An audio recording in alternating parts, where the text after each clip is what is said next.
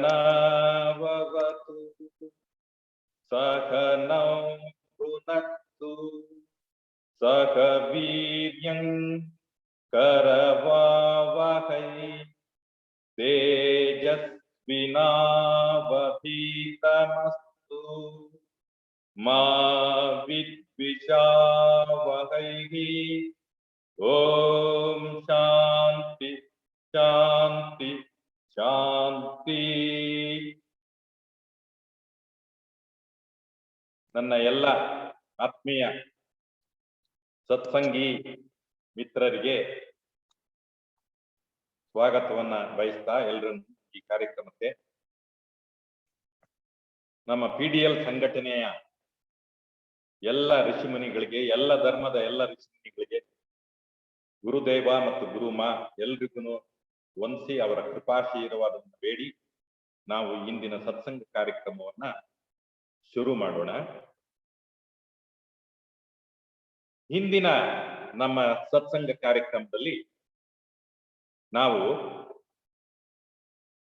ಇಲ್ಲಿನವರೆಗೂ ನಾವು ಈ ಸತ್ಸಂಗದಲ್ಲಿ ನಡೆದಂತ ಮೊದಲನೇ ಮತ್ತು ಎರಡನೇ ಅಧ್ಯಾಯದ ಪಕ್ಷಿ ನೋಟವನ್ನು ತಿಳ್ಕೊಂಡ್ವಿ.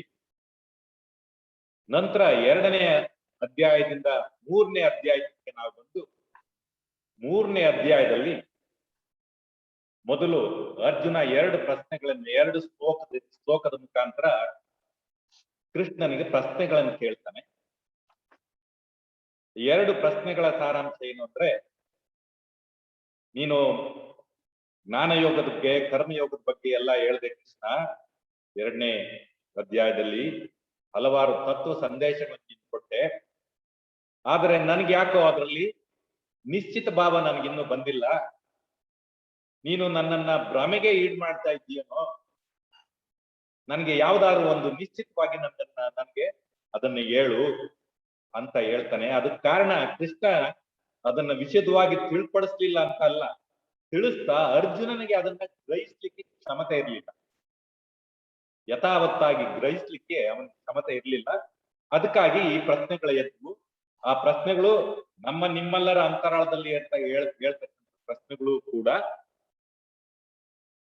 ಆ ಪ್ರಶ್ನೆಗಳದ್ದು ಏನಪ್ಪ, ಯಾಕೆ ಆ ಭ್ರಮೆ ಹುಟ್ಟು, ಆ ತತ್ವ ಸಂದೇಶವನ್ನ ಯಥಾವತ್ತಾಗಿ ತಿಳ್ಕೊಳ್ಳಿಕ್ಕೆ ಆಗ್ಲಿಲ್ಲ ಅಂದ್ರೆ, ಅಲ್ಲಿ ಕರ್ಮಯೋಗ ಮತ್ತು ಕರ್ಮಕಾಂಡ ಎರಡನ್ನೂ ಕೂಡ ಕೃಷ್ಣ ಹೇಳ್ತಾರೆ. ಅಂದ್ರೆ ಕರ್ಮದು ನಮ್ಮ ಅಂತರಾಳದಲ್ಲಿ ಹೇಳ್ತಕ್ಕಂತ ನಮ್ಮ ಆಸೆಗಳನ್ನ ಈಡೇರಿಸ್ಕೊಳ್ಳಿಕ್ಕೆ ಮಾಡ್ತಕ್ಕಂಥ ದಾರಿಯನ್ನು ಕೂಡ ಕೃಷ್ಣ ಅಲ್ಲಿ ಹೇಳ್ತಾನೆ. ಅದೇ ಯಜ್ಞ ಯಾಗಾದಿಗಳಿಂದ ನಮ್ಮ ಆಸೆಗಳನ್ನ ಈಡೇರಿಸ್ತಕ್ಕಂಥ ದಾರಿ.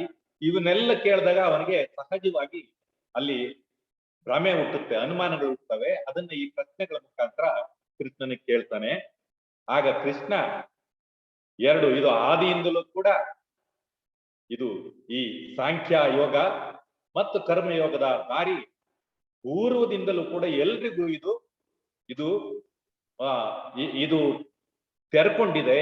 ಇದು ಎಲ್ರಿಗೂ ಕೂಡ, ಇದು ಆದಿಯಿಂದಲೂ ಕೂಡ ಇದು ತೆರ್ಕೊಂಡಿದೆ ಅಂತಕ್ಕಂಥ ವಿಚಾರವನ್ನ ತಿಳಿಸಿ, ಮೂರನೇ ಶ್ಲೋಕದಲ್ಲಿ, ನಾಲ್ಕನೇ ಶ್ಲೋಕದಲ್ಲಿ ಅಕರ್ಮ ಮತ್ತು ಕರ್ಮ ಮತ್ತು ಅಕರ್ಮದ ಬಗ್ಗೆ ಹೇಳ್ತಾರೆ. Action in inaction, inaction in action. ಕರ್ಮದಲ್ಲಿ ಅಕರ್ಮ, ಅಕರ್ಮದಲ್ಲಿ ಕರ್ಮ. ಈ ವಿಚಾರವನ್ನ ನಾಲ್ಕನೇ ಶ್ಲೋಕದಲ್ಲಿ ಕೃಷ್ಣ ನಮ್ಗೆ ವಿಶದವಾಗಿ ತಿಳಿಸ್ಕೊಡ್ತಾರೆ. ಅದನ್ನ ನಾವು ತಿಳ್ಕೊಳ್ಳಿಕ್ ಪ್ರಯತ್ನ ಮಾಡ್ತೀವಿ. ಗುರುಗಳು ಅದನ್ನ ಇನ್ನೂ ಆಳವಾಗಿ ನಮ್ಗೆ ಅದನ್ನ ಹೇಳ್ಕೊಟ್ರು. ಆದ್ರೆ ನಾನು ಅದನ್ನ ವಿಶದವಾಗಿ ಪುನರಾವರ್ತನೆ ಮಾಡ್ಕೊಂಡು ನಿಮ್ಗೆ ಮುಂದಿಡ್ಲಿಕ್ಕೆ ನಾನು ಪ್ರಯತ್ನ ಮಾಡ್ಲಿಲ್ಲ. ಅದರಿಂದ ಮುಂದಿನ ಈ 14 ಶ್ಲೋಕಗಳಲ್ಲೇ ಸೂಕ್ಷ್ಮವಾಗಿ ತಿಳ್ಕೊಳ್ಬೇಕಾದ್ರೆ ಅಕರ್ಮ, ಕರ್ಮ ಮತ್ತು ಅಕರ್ಮ ವಿಚಾರವನ್ನ ಇನ್ನು ಆಳವಾಗಿ ಗುರುಗಳ ದೃಷ್ಟಿನಲ್ಲಿ ಬಂದಂತ ವಿಚಾರವನ್ನ ನಾವು ತಿಳ್ಕೊಳ್ಳೋಣ. ಈಗ ಈ 5ನೇ ಶ್ಲೋಕದಿಂದ ನಾವು ಇವತ್ತಿನ ಒಂದು ಸತ್ಸಂಗ ಕಾರ್ಯಕ್ರಮವನ್ನ ನಾವು ಶುರು ಮಾಡೋಣ. ಇದು ನಾವು ಈ ಕರ್ಮಯೋಗ ಅತ್ಯಂತ ವಿಶಿಷ್ಟವಾದದ್ದು. ಯಾಕೆ ಅಂದ್ರೆ ಈ ಗಗನೋ ಕರ್ಮಣ, ಈ ಕರ್ಮದ ದಾರಿ ಬಹಳ ಗಗನವಾದದ್ದು ಅಂತ ಕೃಷ್ಣನೇ ಹೇಳ್ತಾನೆ. ಇದು ತಿಳ್ಕೊಳ್ಳಿಕ್ಕೆ ಬಹಳ ಗಗನವಾಗಿದೆ, ಅಪಾರವಾಗಿದೆ, ಆಳವಾಗಿದೆ. ಇದನ್ನ ತಿಳ್ಕೊಳ್ಳಿಕ್ಕೆ ನಾವು ಅತ್ಯಂತ ಶ್ರದ್ಧೆಯಿಂದ ಪ್ರಯತ್ನ ಪಡಬೇಕು. ಹಾಗಾಗಿ ನೀವೆಲ್ಲರೂ ಕೂಡ ಕರ್ಮಿಗಳು. ನಮ್ಮ ಜೀವನದ ಕ್ರಮ, ನಮ್ಮ ಆಧ್ಯಾತ್ಮಕ್ಕೆ ನಾವು ನಮ್ಮ ಅಂತರಾಳದಲ್ಲಿ ಇರ್ತಕ್ಕಂಥ ನಮ್ಮ ಒಂದು ಪ್ರಕೃತಿ ಅದು ಕರ್ಮಕ್ಕೆ ಹೇಳಿ ಮಾಡಿಸ್ತಂತ. ಆದ್ರಿಂದ ನಾವೆಲ್ಲರೂ ಕರ್ಮದ ದಾರಿಯಲ್ಲಿ, ಕರ್ಮ ಯೋಗದ ದಾರಿನಲ್ಲಿ ನಾವು ನಮ್ಮ ಆಧ್ಯಾತ್ಮಿಕ ವಿಕಾಸವನ್ನ, ಆತ್ಮ ವಿಕಾಸವನ್ನು ಮಾಡ್ಕೊಳ್ಳಿಕ್ಕೆ ನಾವು ಅಣಿಯಾಗಿದ್ದೇವೆ. ಕಾರಣ ನಮ್ಮ ಪ್ರಕೃತಿ ದತ್ತವಾಗಿ ಅದು ನಮ್ಮ ಅಂತರ ಪ್ರಕೃತಿ. ಹಾಗಾಗಿ ಈಗ ನಾವು 5ನೇ ಶ್ಲೋಕವನ್ನ ಪಠಿಸೋಣ ಮತ್ತು ತಿಳ್ಕೊಳ್ಳೋಣ. ನಹಿ ಕಶ್ಚಿತ್ ಕ್ಷಣಮಪಿ ಜಾತು ತಿಷ್ಠತ್ಯ ಕರ್ಮಕೃತ ಕಾರ್ಯತೆ ಯವಶ ಕರ್ಮ ಸರ್ವ ಪ್ರಕೃತಿ ಜೈರ್ಗುಣೇ. ನಹಿ ಕಚ್ಚಿತ್ ಕ್ಷಣಮಪಿ ಜಾತು, ಒಂದು ಕ್ಷಣನೂ ಕೂಡ ನಾವು ಕರ್ಮವನ್ನ ಮಾಡದಲ್ಲಿ ಇರ್ಲಿಕ್ಕೆ ಸಾಧ್ಯ ಇಲ್ಲ.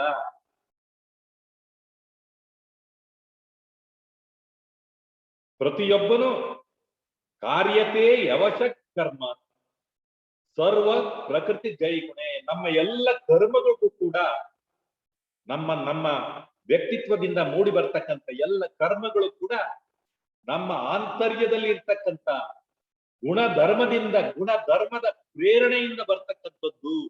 ಅದರಿಂದ ನಾವು ಸುಮ್ಮನೆ ಇರ್ಲಿಕ್ಕಾಗಲ್ಲ.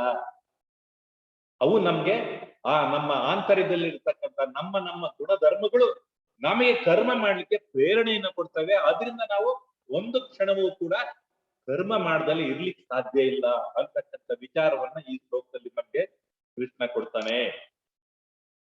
ನಹಿ ಕಚ್ಚಿತ್ ಕ್ಷಣಮಪಿ ಜಾತು ತಿಷ್ಠತ್ಯ ಕರ್ಮಕೃತು. ಈ ಪ್ರಪಂಚದಲ್ಲಿ, ಇಡೀ ಪ್ರಕೃತಿಯಲ್ಲಿ ಎಲ್ಲ ಅಣು ರೇಣು ತೃಣಕಾಷ್ಟ ಎಲ್ಲದರಲ್ಲಿಯೂ ಒಂದು ಕಣದಿಂದ ಹಿಡಿದು ಅಣು ರೇಣು ತೃಣಕಾಷ್ಟ ಒಂದು ಕಣದಿಂದ ಇಡೀ ಬ್ರಹ್ಮಾಂಡದವರೆಗೆ ಈ ಭೂಮಿ, ನಕ್ಷತ್ರ, ಸೂರ್ಯ, ಚಂದ್ರ ಯಾವುದನ್ನು ತೆಗೆದುಕೊಂಡರೂ ಅಲ್ಲಿ ನಾವು ಚಲನೆಯನ್ನ ಗಮನಿಸ್ತೇವೆ. ಚಲನೆ ಇಲ್ಲದ ವಸ್ತುವೇ ಇಲ್ಲ, ಚಲನೆ ಇಲ್ಲದ ಒಂದು ಪ್ರಾಣಿನೇ ಇಲ್ಲ. ಅದು ಸದಾ ಚಲಿಸುತ್ತದೆ. ಇದು ಪ್ರಕೃತಿ ದತ್ತವಾಗಿ ಬಂದಿರುವ ಕ್ರಿಯೆ. ಅದೇ ರೀತಿ ಯಾವ ಪುರುಷನೇ ಆಗಲಿ, ಸ್ತ್ರೀಯೇ ಆಗಲಿ, ಯಾವ ಕೆಲಸವನ್ನೂ ಮಾಡದೆ ಒಂದು ಕ್ಷಣವೂ ಇರುವುದಕ್ಕೆ ಸಾಧ್ಯವಿಲ್ಲ. ಇದು ಕೂಡ ಪ್ರಕೃತಿ ದತ್ತವಾಗಿ, ಪ್ರೇರಿತವಾಗಿ, ಅಂತರಾಳದಲ್ಲಿ ಮತ್ತು ಬಹಿರಂಗವಾಗಿ ನಡೀತಕ್ಕಂಥ ಒಂದು ಕ್ರಿಯೆ. ಅಂತರ ಪ್ರಕೃತಿಯಿಂದ ಪ್ರೇರಿತವಾಗಿ ಸದಾ ಕರ್ಮ ಆಂತರ್ಯದಲ್ಲಿ ಮತ್ತು ಬಾಹಿರ್ಯದಲ್ಲಿ ನಡೆಯುತ್ತದೆ. ಒಂದಲ್ಲ ಒಂದು ರೀತಿಯಲ್ಲಿ ಪ್ರತಿ ಪ್ರಾಣಿ ಮತ್ತು ಮನುಷ್ಯ ಕರ್ಮ ನಿರತನಾಗಿರ್ತಾನೆ. ಅವನು ಬೇಕು ಅಂತಲ್ಲ, ಅಸಹಾಯಕನಾಗಿ ಮಾಡ್ತಾ ಇರ್ತಾನೆ. ಯಾಕೆ ಅಸಹಾಯಕ ಅಂದ್ರೆ ಅವನ ಅಂತರ್ಯದಲ್ಲಿ ಇರ್ತಕ್ಕಂಥ ಕರ್ಮ ವಾಸನೆಗಳು, ಆ ಗುಣ ಧರ್ಮಗಳು ಅವನಿಗೆ ಪ್ರೇರಣೆ ಕೊಟ್ಟು ಕೆಲಸವನ್ನ ಮಾಡಿಸ್ತದೆ. ಇದು ಮಾನವನ ಜೀವನದ ದಾರಿ. ನಮ್ಮ ಇಚ್ಛೆಯನ್ನು ಮೀರಿ ನಡೆಯುತ್ತಿರುತ್ತದೆ. ನಾವು ಅದನ್ನ ಆ ಕರ್ಮದ ದಾರಿಯಿಂದ ಹೊರಗೆ ಬರ್ಲಿಕ್ಕಾಗಲ್ಲ. ಕಾರಣ ಅಲ್ಲಿ ನಮ್ಮ ಜನ್ಮಾಂತರದಿಂದ ಬಂದು ಶೇಖರಿಸಿರ್ತಕ್ಕಂಥ ಕರ್ಮ ವಾಸನೆಗಳು, ಸಂಸ್ಕಾರಗಳು ನಮ್ಮನ್ಗೆ ಕರ್ಮ ಮಾಡಲು ಪ್ರೇರಣೆಯನ್ನು ಕೊಡ್ತವೆ. ನಾವು ಮಾಡ್ತಕ್ಕಂಥ ಕರ್ಮಗಳು ಕೂಡ ಆ ಅಂತರ್ಯದಲ್ಲಿ ಇರ್ತಕ್ಕಂಥ ಕರ್ಮ ವಾಸನೆಗಳ ರೀತಿಯಲ್ಲಿ, ಆ ಗುಣ ಧರ್ಮಕ್ಕೆ ತಕ್ಕನಾಗಿ ನಮ್ಮ ಕರ್ಮಗಳು ನಮ್ಮಿಂದ ಮೂಡಿ ಬರ್ತವೆ, ಒಡ ಮೂಡಿ ಬರ್ತವೆ. ನಮ್ಮ ಅಂತರಿಂದ ಪ್ರೇರಿತವಾದ ಸ್ವಭಾವ ಅದು ಅಂತರ್ ಪ್ರಕೃತಿ. ನಿಮ್ಮೆಲ್ಲರ ಒಳಗಡೆ ಒಂದು ಪ್ರಕೃತಿ ಇದೆ, ಅದೇ ಕರ್ಮ ವಾಸನೆಗಳು. ಈ ಪ್ರಕೃತಿ ಮೂರು ಗುಣಗಳಿಂದ ಕೂಡಿದೆ. ಸತ್ವ, ತಮಸ್ ಮತ್ತು ರಜಸ್. ಈ ಮೂರು ಗುಣಗಳಿಂದ ನಮ್ಮ ಆಂತರ್ಯದಲ್ಲಿ ಈ ಕರ್ಮ ವಾಸನೆಗಳು ಕೂತಿರ್ತವೆ, ಶೇಖರಿಸ್ತಿರ್ತವೆ, ಜನ್ಮ ಜನ್ಮಾಂತರದಿಂದ ಬಂದಂತವು. ಈ ಮೂರು ಗುಣಗಳು ಒಬ್ಬನನ್ನು ಕಾರ್ಯೋನ್ಮುಖನಾಗಿಸುತ್ತವೆ. ಆ ಕರ್ಮಗಳನ್ನ ನಾವು ಮಾಡದೇ ಇರಕ್ಕಾಗಲ್ಲ, ಇವು ನಮ್ಗೆ ಪ್ರೇರಣೆ ಕೊಡ್ತವೆ. ಆದ್ರೆ ಯಾವ ತರ ಕರ್ಮ ನಮ್ಮಿಂದ ಮೂಡಿ ಬರ್ತದೆ ಅಂದ್ರೆ, ಆ ಆಂತರ್ಯದಲ್ಲಿ ಇರ್ತಕ್ಕಂಥ ಈ ಗುಣಧರ್ಮಗಳ ಗುಣದ ಮೇಲೆ ನಮ್ಮ ಕರ್ಮಗಳು ನಮ್ಮಿಂದ ಮೂಡಿ ಬರ್ತವೆ. ಒಬ್ಬ ಸಾತ್ವಿಕ ಒಂದು ರೀತಿ ಕರ್ಮ ಮಾಡ್ತಾನೆ, ಒಬ್ಬ ರಾಜಸಿಕ ಮತ್ತೊಂದು ರೀತಿಯಲ್ಲಿ ಕರ್ಮವನ್ನ ಮಾಡ್ತಾನೆ, ಒಬ್ಬ ತಾಮಸಿಕ ಇನ್ನೊಂದು ರೀತಿಯಲ್ಲಿ ಕರ್ಮವನ್ನ ಮಾಡ್ತಾನೆ. ಆದ್ರೂ ಮಾಡ್ತಲೇ ಇರ್ತಾನೆ. ಅದು ಪ್ರಕೃತಿ ದತ್ತವಾಗಿ ಬಂತಕ್ಕಂಥ ಗುಣ ಪ್ರೇರಿತ ಕರ್ಮ. ಇಲ್ಲಿ ತಮಸ್ಸಿನಲ್ಲಿ ಇಲ್ಲಿ ನಿದ್ರೆ, ಆಲಸ್ಯ, ಮೋಹ, ಮರವು ಮತ್ತು ಅಸಡ್ಡೆಗಳಲ್ಲಿ ಇರ್ತಾನೆ. ಯಾರು? ತಮಸ್ಸಿಗ. ಅವನ ಕರ್ಮಗಳು ಅವನಿಗೂ ಪ್ರಯೋಜನವಿಲ್ಲ, ಇತರರಿಗೂ ಪ್ರಯೋಜನ ಇಲ್ಲ, ಅನಾವಶ್ಯಕವಾಗಿರುವುದನ್ನ ಮಾಡ್ತಾ ಇರ್ತಾನೆ ಅವನು. ಅಷ್ಟೇ ಅಲ್ಲ, ಅವನು ಕೆಲವು ಸಾರಿ ಆಲಸ್ಯದಿಂದ ಇರ್ತಾನೆ. ಬೇರೆಯವರು ಮಾಡಿ ಗಳಿಸಿದಂತ ಆ ಒಂದು ರಿಸೋರ್ಸ್ ಏನಿರ್ತಿತ್ತು, ಸಂಪತ್ತು, ಅದರಿಂದ ಜೀವನ ಮಾಡ್ಲಿಕ್ಕೆ ಅವನಿಗೆ ಪ್ರೇರಣೆ ಬರ್ತದೆ ಅವನ ಕರ್ಮ ವಾಸನೆಯಿಂದ. ಅವನು ತಮೋಗುಣಿ. ರಜಗುಣಿ ಅವನು ಸದಾ ಕರ್ಮ ನಿರತನಾಗಿರ್ತಾನೆ, ಪಾದರಸದಂತೆ. ಅದು ಅವಶ್ಯಕತೆ ಇದೆಯೋ ಇಲ್ವೋ, ಅದು ಅವನಿಗೆ ಬೇಕಾಗಿದ್ಯೋ ಇಲ್ವೋ, ಅದು ಒಳ್ಳೇದೋ ಕೆಟ್ಟದ್ದೋ ಯಾವುದನ್ನು ಅವನು ಯೋಚನೆ ಮಾಡೋದಿಲ್ಲ, ಮಾಡ್ತಾ ಇರ್ತಾನೆ ಕರ್ಮಗಳನ್ನು. ಅವನು ರಜೋಗುಣಿ. ಸ್ವಾರ್ಥವೋ ಪರವೋ ಅಂತೂ ಮಾಡ್ತಾ ಇರ್ತಾನೆ. ಅವನು ಕಷ್ಟ ಸುಖ ಅದನ್ನು ಕೇಳಲ್ಲ, ಕರ್ಮದಲ್ಲಿ ಅವನು ಸದಾ ನಿರತನಾಗಿರ್ತಾನೆ. ಅವನಲ್ಲಿ ಆಂತರ್ಯದಲ್ಲಿ ಇರ್ತಕ್ಕಂಥ ರಜೋಗುಣ ಈ ರೀತಿಯ ಕರ್ಮಕ್ಕೆ ಅವನನ್ನ ದೂಡುತ್ತೆ. ಆದ್ರೆ ಸತ್ವಗುಣಿ ಗುಣಗಳೆಲ್ಲ ಶ್ರೇಷ್ಠವಾದದ್ದು. ಅವನು ಒಬ್ಬ ಮೇಧಾವಿ, ಒಳ್ಳೆಯ ಆಲೋಚನೆಗಳು, ಭಾವನೆಗಳು ಅವನಲ್ಲಿ. ಅವನು ಭಗವದ್ ಭಕ್ತ, ಅನುಕಂಪ ಪ್ರೀತಿಗಳು ತುಂಬಿರುತ್ತವೆ ಅವನಲ್ಲಿ, ಅವನ ಆಂತರ್ಯದಲ್ಲಿ. ಪರರ ಕಷ್ಟದಲ್ಲಿ ಭಾಗಿಯಾಗುತ್ತಾನೆ, ಅವರ ಆನಂದದಲ್ಲಿ ಭಾಗಿಯಾಗ್ತಾನೆ. ಬದುಕಿರುವವರೆಗೂ ಎಲ್ಲರಿಗೂ ಒಳ್ಳೆಯದನ್ನು ಬಯಸುತ್ತಾನೆ ಮತ್ತು ಒಳ್ಳೆಯದನ್ನ ಮಾಡ್ಲಿಕ್ಕೆ ಪ್ರಯತ್ನ ಮಾಡ್ತಾನೆ. ತನಗೆ ಸ್ವಲ್ಪ ಉಳಿದಿದ್ದೆಲ್ಲ ಲೋಕಕ್ಕೆ ಅಂತಕ್ಕಂಥ ಸದ್ಭಾವನೆಯಿಂದ ಅವನು ಕೆಲಸವನ್ನು ಮಾಡ್ತಾನೆ. ಆದರೂ ಈ ಸತ್ವ ಪೂರ್ಣತ್ವಕ್ಕೆ ಒಂದು ಹೆಜ್ಜೆ ಮಾತ್ರ ಹಿಂದಿದೆ. ಸತ್ವಂ ನೇದಿತಂ ಬ್ರಹ್ಮ. ಆ ಬ್ರಹ್ಮತ್ವಕ್ಕೆ ಈ ಸತ್ವ ಆತ್ಯಂತಿಕ ಸ್ಥಿತಿ, ಅದು ಒಂದು ಕೊನೆಯ ಮೆಟ್ಟಿಲು. ಅಂತಕ ಸ್ಥಿತಿಯಲ್ಲಿ ಇರ್ತಾನೆ ಈ ಸಾತ್ವಿಕ ಗುಣಿ. ಆದರೂ ಅವನು ಕೂಡ ಆತ್ಮ ಕಲ್ಯಾಣಕ್ಕೆ ಅಥವಾ ಲೋಕ ಕಲ್ಯಾಣಕ್ಕೆ ಕೆಲಸ ಮಾಡ್ತಾ ಇರ್ತಾನೆ. ಅವನು ಗುಣಾತೀತ ಅವಸ್ಥೆಗೆ ಇನ್ನೂ ಹೋಗಿಲ್ಲ. ಇದರಿಂದ ಮುಂದಿನ ಹೆಜ್ಜೆಯೇ ಗುಣಾತೀತ ಸ್ಥಿತಿ. ಸತ್ವದಿಂದ ಅವನು ಗುಣಾತೀತ ಸ್ಥಿತಿಗೆ, ಆತ್ಯಂತಿಕ ಸ್ಥಿತಿಗೆ ಹೋಗ್ಲಿಕ್ಕೆ ಅವನಿಗೆ ಅವಕಾಶ ಇದೆ. ತಮೋಗುಣಿ ಕೆಲಸಕ್ಕೆ ಬಾರದಿರುವುದನ್ನು ಮಾಡ್ತಾನೆ, ರಜೋಗುಣಿ ಸ್ವಾರ್ಥಕ್ಕೆ ಮಾಡ್ತಾನೆ, ಸತ್ವಗುಣಿ ನಿಸ್ವಾರ್ಥದಿಂದ ಮಾಡ್ತಾನೆ. ಈ ಮೂರು ಗುಣಗಳು ಕೂಡ ಆ ವ್ಯಕ್ತಿಯ ಅಂತರಾಳದಲ್ಲಿ ಅವನಿಗೆ ಪ್ರೇರಣೆಯನ್ನು ಕೊಟ್ಟು ಆ ಸ್ತರದಲ್ಲಿ ಕೆಲಸಗಳನ್ನು ಮೂಡಿ ಬರುವಂತೆ ಅವನನ್ನ ಪ್ರೇರಣೆ ಕೊಡ್ತವೆ.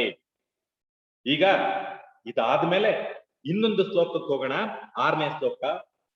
ಕರ್ಮೇಂದ್ರಿಯಾಣಿ ಸಂಯಮ್ಯ ಯಾ ಅಸ್ತೆ ಮನಸಾ ಸ್ಮರನ್ ಇಂದ್ರಿಯಾರ್ಥಂ ವಿಮೂಢಾತ್ಮ ಮಿಥ್ಯಾಚಾರ ಸ ಉಚ್ಯತೆ. ಇಲ್ಲಿ ಕೃಷ್ಣ ನಮ್ಗೆ 2ನೇ ಅಧ್ಯಾಯದಲ್ಲಿ ಹಲವಾರು ವಿಚಾರಗಳನ್ನು ತಂದ. ಈ ಕರ್ಮ ಇಂದ್ರಿಯಗಳಲ್ಲಿ ಸಂಯಮನ ಯಾವ ರೀತಿ ಮಾಡ್ಬೇಕು, ಮಾಡದೇ ಇದ್ರೆ ಏನಾಗ್ತದೆ ಅನ್ನೋ ವಿಚಾರಗಳನ್ನು ತಂದ. ಇಲ್ಲಿ ಇನ್ನೊಂದು ಸ್ತರಕ್ಕೆ ತಗೊಂಡು ಹೋಗ್ತಾನೆ. ಅಲ್ಲಿ ಹೇಳ್ದ, ಈ ಇಂದ್ರಿಯಗಳು ಎಂತವು ಅಂದ್ರೆ ಪ್ರಮಾತೀನಿ, ಅಷ್ಟು ದೃಢವಾಗಿರ್ತವೆ ಅವು.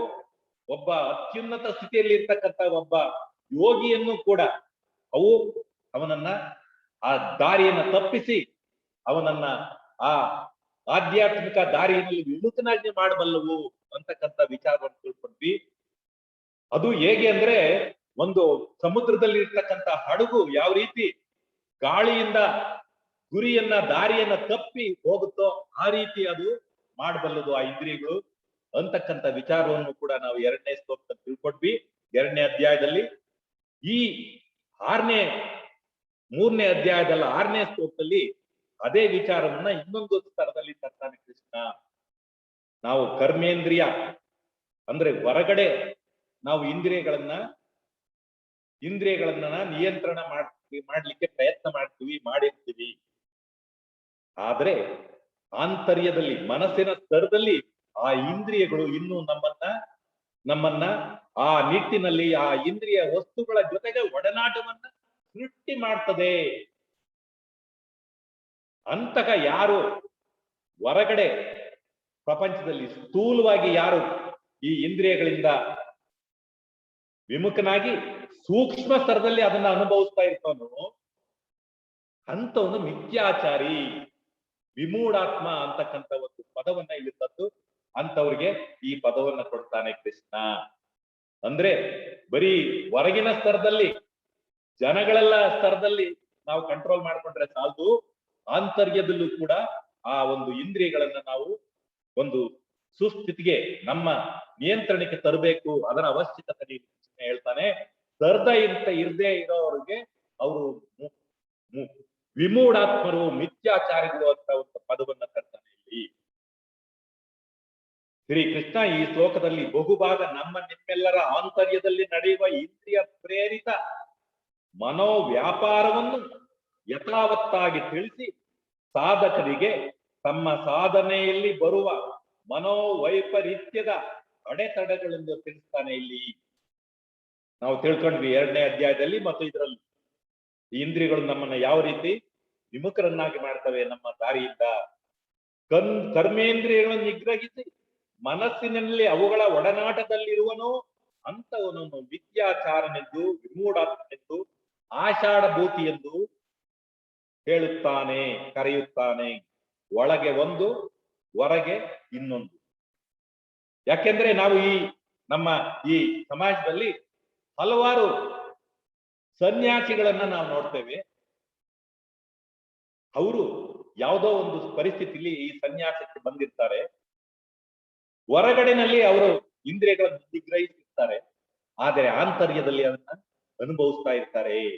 ಮನಸ್ಸಿನ ಸ್ತರದಲ್ಲಿ ನಾವು ಕರ್ಮೇಂದ್ರಿಯ ಸ್ತರದಲ್ಲಿ ಅನುಭವಿಸಿದ್ರೆ ನಮ್ಗೆ ಯಾವ ರೀತಿ ಕರ್ಮ ವಾಸನೆಗಳು ನಮ್ಮ ಆಂತರ್ಯಕ್ಕೆ ಹೋಗ್ತಾವೋ ಅದೇ ರೀತಿ ಸೂಕ್ಷ್ಮ ಸ್ತರವಾದ ಮನಸ್ಸಿನ ಸ್ತರದಲ್ಲಿ ಇಂದ್ರಿಯ ವಸ್ತುಗಳನ್ನ ನಾವು ಮನಸ್ಸಿನ ಸ್ತರದಲ್ಲಿ ಅದನ್ನ ಅನುಭವಿಸಿದ್ರೆ ಅದೇ ರೀತಿಯ ಕರ್ಮ ವಾಸನೆಗಳು ನಮ್ಮ ಆಂತರ್ಯಕ್ಕೆ ಹೋಗ್ತವೆ.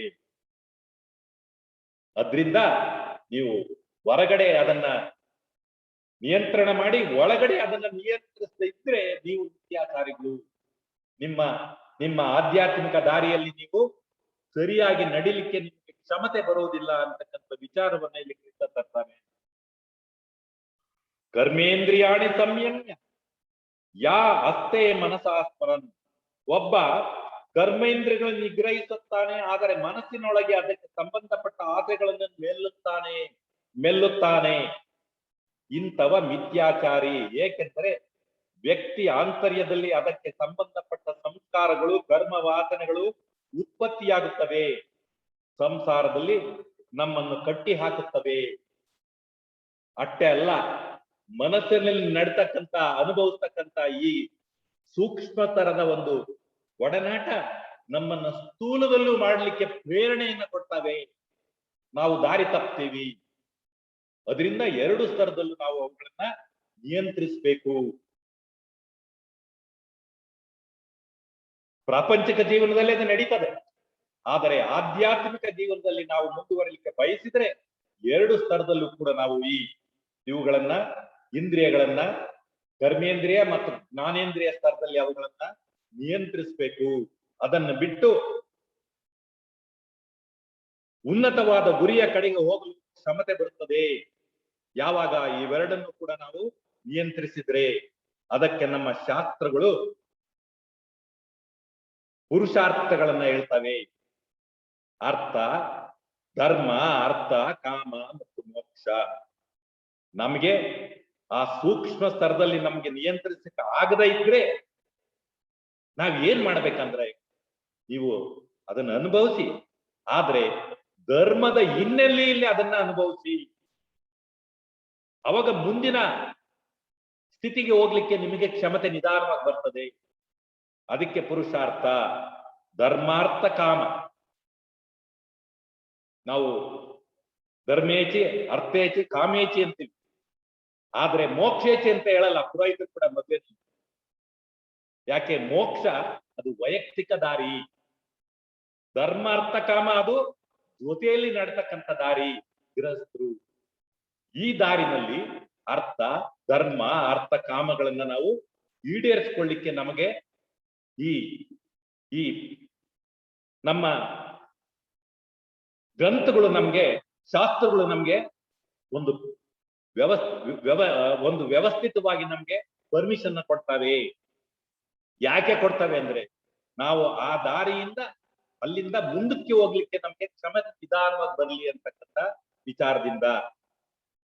ಧರ್ಮದ ದಾರಿಯಲ್ಲಿ ಸಮಾಜಕ್ಕೆ ವಿರೋಧವಾದ ಅಧರ್ಮದ ದಾರಿಯಲ್ಲಿ ಹೋಗಬಾರದು.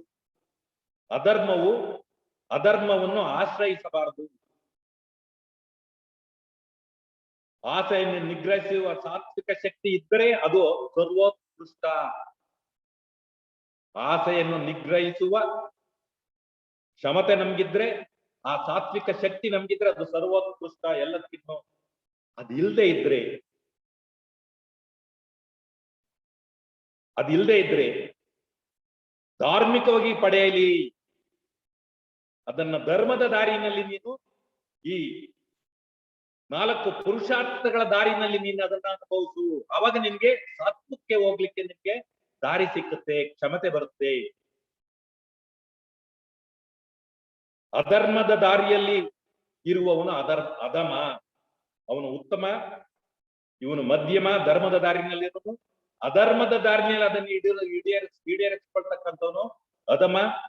ಮನಸ್ಸಿನಲ್ಲಿಯೇ ಅದನ್ನ ಅನುಭವಿಸುತ್ತಿರುವವನು ಅವನು ಅಧಮ. ಅವನು ಅಧಮನ್ಗಿನ್ನ ಕೆಳ ಸ್ತರದಲ್ಲಿ ಇರ್ತಕ್ಕಂಥವನು. ಅದಕ್ಕೆ ಅವನು ಅದನ್ನು ತಿಳಿದು ಅದರಿಂದ ಈಚೆಗೆ ಬರಲು ಅವನು ಅದನ್ನ ತಿಳಿದು ಒಪ್ಪಿಕೊಳ್ಳಬೇಕು. ಆ ಇತಿಮಿತಿಯನ್ನು ಒಪ್ಪಿಕೊಂಡು ಅದರಿಂದ ಈಚೆಗೆ ಬರುವ ಪ್ರಯತ್ನವನ್ನ ಮಾಡಿದ್ರೆ ಅವನು ಈಚೆಗೆ ಬರಬಲ್ಲ.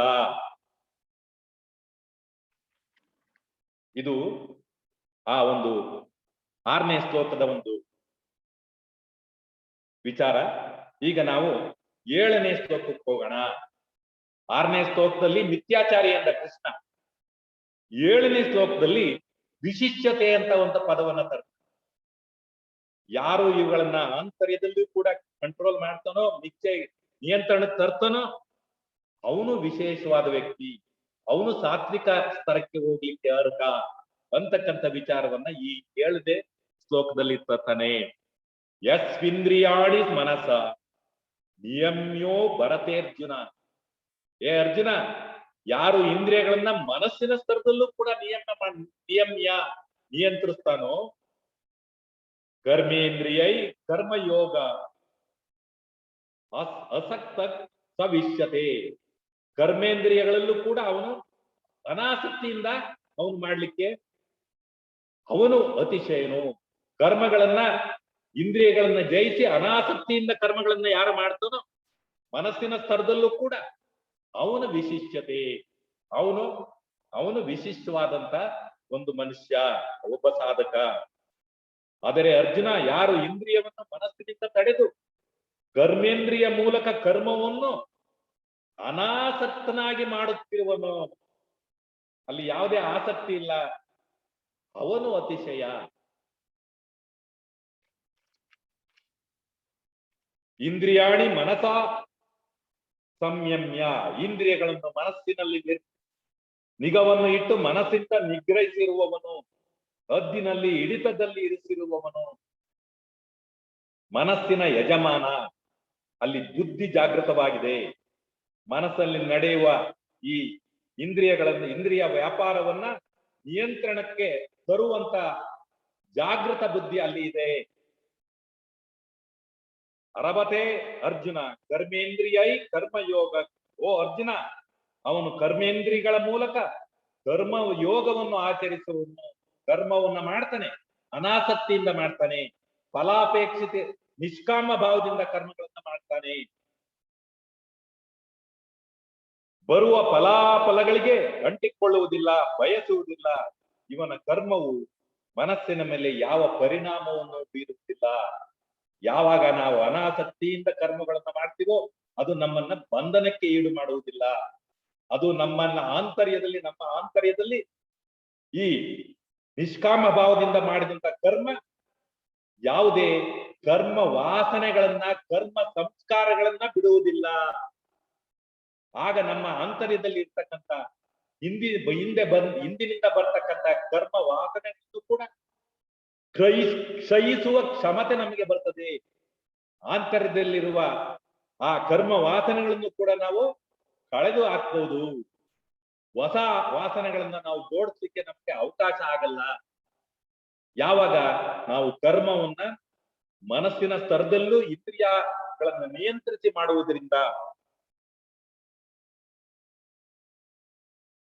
ಅವನಲ್ಲಿ ಒಳಗೆ ಒಂದು ಹೊರಗೆ ಒಂದು ಇರುವುದಿಲ್ಲ.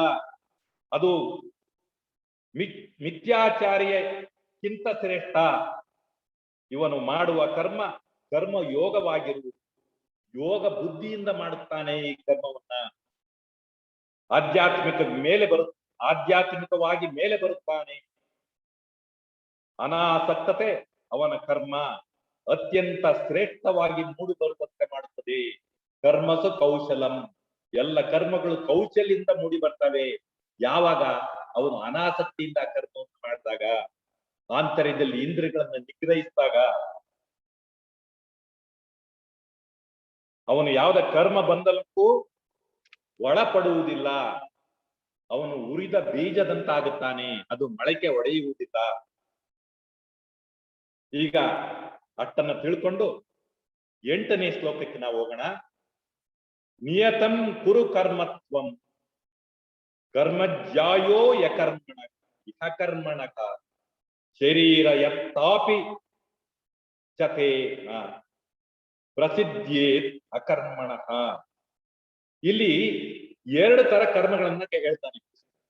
ನಿಯತಂ ಕುರು ಕರ್ಮತ್ವಂ, ನಿಯತ ಕರ್ಮಗಳನ್ನು ನೀನು ಮಾಡು, ಅದನ್ನ ನೀನು ಬಿಡ್ಲಿಕ್ಕೆ ಸಾಧ್ಯನೇ ಇಲ್ಲ.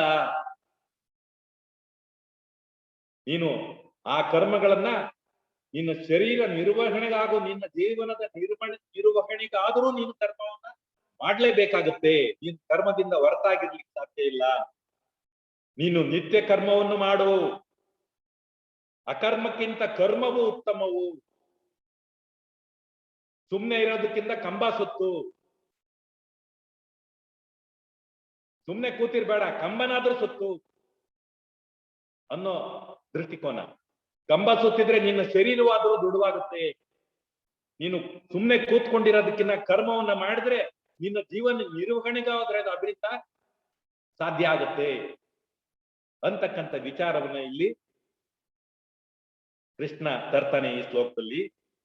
ನಿಯತಂ ಕುರು ಕರ್ಮತ್ವಂ, ನಿಯತ ಕರ್ಮಗಳನ್ನ ನೀನ್ ಮಾಡು ಅಂದ್ರೆ ಇಲ್ಲಿ ಕೃಷ್ಣ 2 ಕರ್ಮಗಳನ್ನ ಇಲ್ಲಿ ತರ್ತಾನೆ.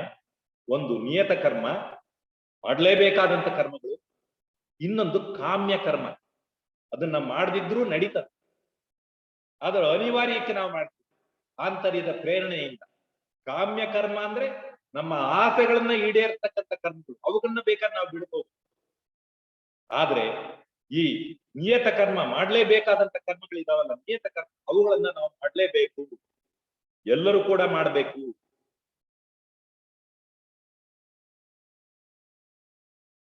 ನಿಯತ ಕರ್ಮಗಳು ಎಂದರೆ ಯಾವ ಕರ್ಮಗಳನ್ನು ಮಾಡಲೇಬೇಕಾಗಿದೆಯೋ ಅವುಗಳನ್ನು ಚೆನ್ನಾಗಿ ಮಾಡು.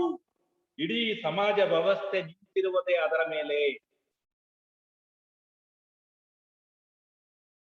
ಯಾವಾಗ ನಾವೊಂದು ಸಮಾಜದಲ್ಲಿ ಹುಟ್ಟಿ ಅದರಿಂದ ನಮಗೆ ಬೇಕಾಗಿರುವುದನ್ನೆಲ್ಲ ಹೀರಿಕೊಂಡು ಬೆಳೆದಿರಬೇಕು, ನಮ್ಮ ವ್ಯಕ್ತಿತ್ವ ವಿಕಾಸಕ್ಕೆ ನಾವು ಸಮಾಜದಿಂದ ಪ್ರತಿಯೊಂದು ಸ್ತರದಲ್ಲೂ ಕೂಡ ನಾವು ಸಮಾಜದ ಒಂದು ಆ ಒಂದು ಅವಕಾಶವನ್ನ ನಾವು ಉಪಯೋಗಿಸಿಕೊಂಡು ವ್ಯಕ್ತಿತ್ವವನ್ನು ರೂಪಿಸಿಕೊಂಡಿದ್ದೇವೆ. ನಾವು ಋಣಿಗಳು ಸಮಾಜಕ್ಕೆ. ವಿವಿಧ ಸ್ತರದಲ್ಲಿ, ತಂದೆ ತಾಯಿಗಳ ಸ್ತರದಿಂದ ಇಡೀ ಸಮಾಜ ಸ್ತರದವರೆಗೂ ಕೂಡ ನಾವು ಋಣಿಗಳು. ನಾವು ಅವರನ್ನ ಬಳಸ್ಕೊಂಡು ನಾವು ವ್ಯಕ್ತಿತ್ವವನ್ನು ರೂಪಿಸಿಕೊಂಡಿದ್ದೀವಿ. ಆದ್ದರಿಂದ ಕರ್ತವ್ಯದ ದೃಷ್ಟಿಯಿಂದ ಏನು ಬೇಕೋ ಅದನ್ನು ನಮ್ಮ ಕೈಲಾದಷ್ಟು ಮಾಡಲೇಬೇಕು. ಕರ್ಮ ಜಾಯೋಹಿ ಅಕರ್ಮಣಃ. ಕರ್ಮ ಮಾಡುವುದು ಕರ್ಮ ಮಾಡದೇ ಇರುವುದಕ್ಕಿಂತ ಒಳ್ಳೆಯದು. ಅಕರ್ಮಕ್ಕಿಂತ ಕರ್ಮ ಉತ್ತಮ ಎನ್ನುವನು.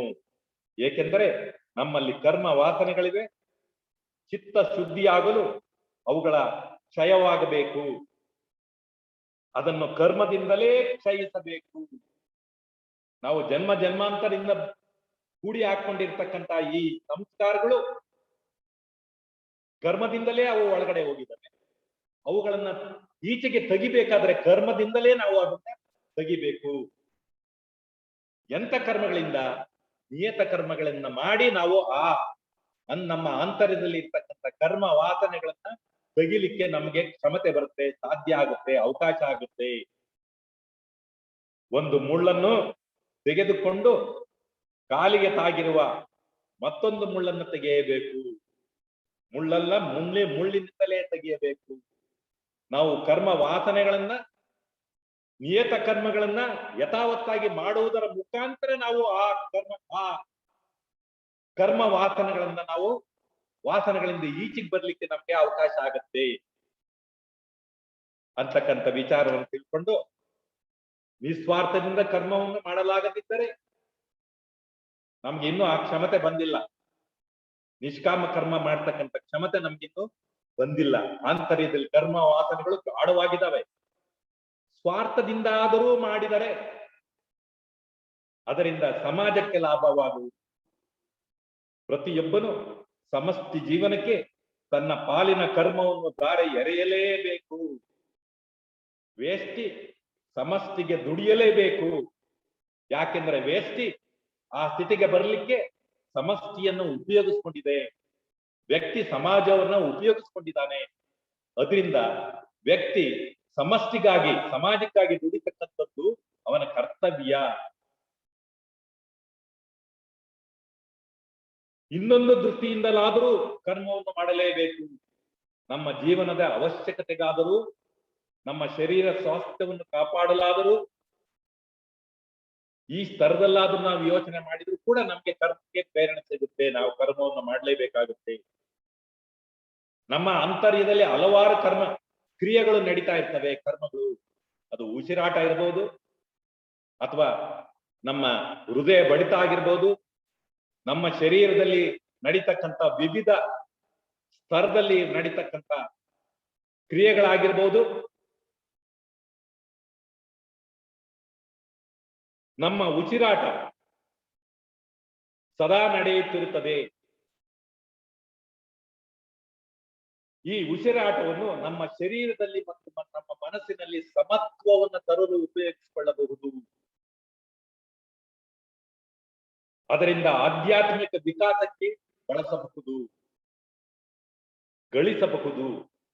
ನಾವು ಭೂತಶುದ್ಧಿ ಮತ್ತು ಈ ಗುರುಕ್ರಿಯೆಗಳಲ್ಲಿ ನಾವು ಈ ಸ್ತರದಲ್ಲಿ ಆ ಆಂತರ್ಯದಲ್ಲಿ ನಡ್ತಕ್ಕಂಥ ಆ ಕರ್ಮ ಉಸಿರಾಟದ ಕ್ರಿಯೆಯನ್ನ ನಾವು ಬಳಸ್ಕೋತೀವಿ. ಹಾಗೆ ನಾವು ಪ್ರತಿಯೊಂದು ಸ್ತರದಲ್ಲೂ ಕೂಡ ನಮ್ಮ ಕರ್ಮಗಳನ್ನ ನಮ್ಮ ವ್ಯಕ್ತಿತ್ವ ಔನ್ನತ್ಯಕ್ಕೆ ಬಳಸ್ಕೊಳ್ಲಿಕ್ಕೆ ನಮ್ಗೆ ದಾರಿ ಇದೆ. ಅದನ್ನ ಕಂಡುಕೊಂಡು ನಾವು ಆ ದಾರಿನಲ್ಲಿ ನಡಿಬೇಕು. ಉಸಿರಾಟ ಅಂತಕ ಒಂದು ನಮಗೆ ಸಿಗ ದಾರಿಗಳಲ್ಲಿ ಒಂದು ಭೂತಶುದ್ಧಿ ಮತ್ತು ಗುರುಕ್ರಿಯೆಗಳಲ್ಲಿ ನಾವು ಅದನ್ನ ಉಪಯೋಗಿಸ್ಕೊಂಡು ನಮ್ಮ ಆಂತರ್ಯದ ನಡೆಯನ್ನ ನಾವು ಮುಂದುವರಿಸ್ತೀವಿ, ನಮ್ಮ ಆತ್ಯಂತಿಕ ಗುರಿಯನ್ನು ಮುಟ್ಟಲು. ಈಗ 9ನೇ ಶ್ಲೋಕ. ಇಲ್ಲಿ ಕೃಷ್ಣ ಅತ್ಯಂತ ಒಂದು ಪ್ರಮುಖವಾದ ಒಂದು ವಿಚಾರವನ್ನ ಈ ಶ್ಲೋಕದ ಮುಖಾಂತರ ನಮ್ಮಲ್ಲಿ ಕಲಿತು ಮತ್ತು ಅರ್ಜುನನಿಗೆ ಕೊಡ್ತಾ ಇದ್ದಾನೆ. ಅದು ಏನಪ್ಪಾ ಅಂದ್ರೆ ಯಜ್ಞಾರ್ಥ, ಯಜ್ಞ ದೃಷ್ಟಿಯಿಂದ ಕರ್ಮವನ್ನು ಮಾಡು. ನಮಗೆ 2ನೇ ಅಧ್ಯಾಯದಲ್ಲಿ ಕೃಷ್ಣ ನಮಗೆ ಜ್ಞಾನ ಯೋಗವನ್ನು ಕೊಟ್ಟ, ಕರ್ಮಯೋಗವನ್ನು ಕೊಟ್ಟ, ಭಕ್ತಿ ಯೋಗವನ್ನು ಕೂಡ ತಂದ, ಬುದ್ಧಿ ಯೋಗವನ್ನು ಕೂಡ ಕೊಟ್ಟ. ನಮ್ಮ ಆಂತರ್ಯದ ವಿಕಾಸಕ್ಕೆ ಬಳಸ್ಕೊಳ್ಳಿಕ್ಕೆ ದಾರಿಗಳನ್ನ ಈ ಸ್ತರದಲ್ಲಿ ಕೊಟ್ಟ. ಇಲ್ಲಿ ಇನ್ನೊಂದು ದಾರಿಯನ್ನ ತರ್ತಾನೆ ನಮ್ಮ ಆಂತರ್ಯದ ಆತ್ಮ ವಿಕಾಸಕ್ಕೆ. ಅದೇ ಯಜ್ಞಾರ್ಥ. ನೀನು ಕರ್ಮವನ್ನ ಯಜ್ಞದ ದೃಷ್ಟಿನಲ್ಲಿ ಮಾಡು. ಯಜ್ಞಾರ್ಥ ಕರ್ಮಣ್ಯೋನ್ಯತ್ರ ಲೋಕೋಯಂ ಕರ್ಮ ಬಂಧನ ತದರ್ಥಂ ಕರ್ಮ ಕೌಂತೆಯ. ಆದ್ದರಿಂದ ಏ ಕೌಂತೆಯ, ಕರ್ಮವನ್ನ ಮಾಡು. ಯಾವ ರೀತಿ ಮಾಡು? ಮುಕ್ತ ಸಂಘ ಸಮಾಚರಕ, ಸಂಘ ರಹಿತನಾಗಿ, ಮೋಹ ರಹಿತನಾಗಿ, ಆಸಕ್ತಿ ರಹಿತನಾಗಿ ಕರ್ಮವನ್ನ ಮಾಡು. ಅದು ಯಜ್ಞಾರ್ಥ. ಯಜ್ಞ ದೃಷ್ಟಿನಲ್ಲಿ ನೀನು ಮಾಡಿದಾಗ ಅದು ನಿನ್ಗೆ ಸಿದ್ಧಿಸುತ್ತೆ. ಯಜ್ಞಾರ್ಥ ವಿಷ್ಣುವಿನ ನಿಮಿತ್ತವಾಗಿ ಮಾಡು. ವಿಷ್ಣು ಅಂದ್ರೆ ಈ ವೇದಾಂತದಲ್ಲಿ ಆ ಪರಮಾತ್ಮ ತತ್ವಕ್ಕೆ ವಿಷ್ಣು ಅಂತಕ್ಕಂಥ ಪದವನ್ನ ಉಪಯೋಗಿಸ್ತಾರೆ. ಅದೇ ಯೂನಿವರ್ಸಲ್ ಕಾನ್ಶಿಯಸ್, ಆತ್ಮತತ್ವ, ಬ್ರಹ್ಮತತ್ವ, ಅದಕ್ಕೆ ವಿಷ್ಣು ಅಂತಕ್ಕಂಥ ಪದವನ್ನ ಉಪಯೋಗಿಸ್ತಾರೆ. ಯಜ್ಞಾರ್ಥಾತ್ ವಿಷ್ಣುವಿನ ನಿಮಿತ್ತವಾಗಿ ಮಾಡಲ್ಪಟ್ಟ ಕರ್ಮದ ವಿನಃ ಬೇರೆ ಕರ್ಮಗಳಲ್ಲಿ ತೊಡಗಿರುವ ಮನುಷ್ಯನು ಕರ್ಮಗಳಿಂದ ಬಂಧಿತನಾಗುತ್ತಾನೆ. ನಾವು ಯಾವ ಕರ್ಮ ಮಾಡಿದ್ರು ಕೂಡ ನಾವು ಬಂಧನಕ್ಕೆ ಒಳಗಾಗ್ತೇವೆ. ಅದರಿಂದ ಈಚೆಗೆ ಬರ್ತಕ್ಕಂಥ ದಾರಿಯನ್ನ ಕೃಷ್ಣ ಇಲ್ಲಿ ಯಜ್ಞಾರ್ಥಾತ್ ಅಂತಕ್ಕಂಥ ಪದವನ್ನ, ಒಂದು ತತ್ವವನ್ನ ತಂದು ನಮ್ಗೆ ಅದರಿಂದ ಈಚೆಗೆ ಬರ್ಲಿಕ್ಕೆ ಒಂದು ದಾರಿಯನ್ನ ನಮ್ಗೆ ತೋರಿಸ್ತಾನೆ. ಅದೇ ಕೃಷ್ಣಾರ್ಪಣಮಸ್ತು. ನಾವು ಎಲ್ಲ ಕೆಲಸಗಳನ್ನ ಮಾಡಬೇಕಾದ್ರೂ ಕೂಡ ನಿರಾಸಕ್ತಿಯಿಂದ ಸಂಘರಹಿತನಾಗಿ ಮಾಡಿ ದಾರಿ ಯಾವ್ದಪ್ಪ ಅಂದ್ರೆ ನಾವು ಮಾಡ್ತಕ್ಕಂಥ ಕರ್ಮದ ಫಲಗಳನ್ನ ಕೃಷ್ಣಾರ್ಪಣಮಸ್ತು, ಭಗವದರ್ಪಿತವಾಗ್ಲಿ ಅಂತಕ್ಕಂಥ ದೃಷ್ಟಿಯಿಂದ ನಾವು ಮಾಡಿದಾಗ ನಾವು ಕರ್ಮ ಬಂಧನಕ್ಕೆ ಒಳಗಾಗುವುದಿಲ್ಲ. ಅದೇ ಯಜ್ಞ ದೃಷ್ಟಿ. ಅರ್ಜುನನ ಮುಖಾಂತರ ಶ್ರೀಕೃಷ್ಣ ನಿಮ್ಮೆಲ್ಲರಿಗೂ ಕರ್ಮದಲ್ಲಿ ತೊಡಗಿರುವವರಿಗೆ ಕರ್ಮ ಮಾಡುವ ಇನ್ನೊಂದು ದೃಷ್ಟಿಯನ್ನು ಹೇಳುತ್ತಾನೆ. ಅದೇ ಯಜ್ಞಾರ್ಥಾತ್ ಯಜ್ಞ ದೃಷ್ಟಿಯಿಂದ ಕರ್ಮ ಮಾಡುವ ದಾರಿ. ಯಜ್ಞಕ್ಕಾಗಿ ಮಾಡಿದ ಕರ್ಮ ಎಂದರೆ ಇದು ಭಗವದರ್ಪಿತವಾಗಲಿ ಎಂದು ಮಾಡಿದ ಕರ್ಮ. ಅಲ್ಲಿ ನನ್ನದೇನಿಲ್ಲ, ನನ್ನತನ ಅಲ್ಲಿಲ್ಲ. ಅಲ್ಲಿ ಎಲ್ಲವೂ ಕೂಡ ಕೃಷ್ಣಾರ್ಪಣಮಸ್ತು, ಭಗವದರ್ಪಿತವಾಗ್ಲಿ ಅಂತಕ್ಕಂಥ ಭಾವದಿಂದ ನಾವು ಮಾಡ್ತೀವಿ. ಅದೇ ಯಜ್ಞಾರ್ಥ. ಈ ದೃಷ್ಟಿಯಿಂದ ಮಾಡಿದ ಕರ್ಮ ನಮ್ಮನ್ನು ಬಂಧಿಸುವುದಿಲ್ಲ. ಈ ದೇಹದಿಂದ ನಾವು ಮಾಡುತ್ತಿರುವ ಪ್ರತಿಯೊಂದು ಕರ್ಮವನ್ನು ಯಜ್ಞ ರೂಪಕ್ಕೆ ಪರಿವರ್ತಿಸಬೇಕು.